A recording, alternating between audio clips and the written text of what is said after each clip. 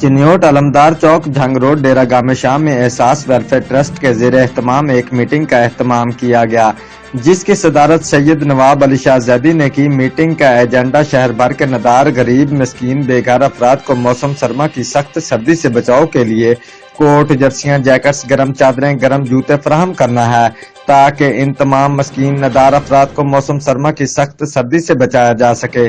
اسی حوالے سے میٹنگ میں شہر کے نوجوانوں نے شرکت کی اور احساس لگن کے ساتھ اس نیک کام میں بڑھ چڑھ کے حصہ لینے کا عزم کیا۔ وہ نہایت نیک نیتی ذمہ داری سے اس نیک کام میں اپنی اپنی خدمات انجام دیں گے۔ تقریب کے اختتام پر بابا سید نواب علی شاہ نے اس نیک مشن کی کامیابی کے لیے دعائے خیر کروائی۔ رپورٹ مارسوہیل، bureau chief, Geo express news, Chiniot.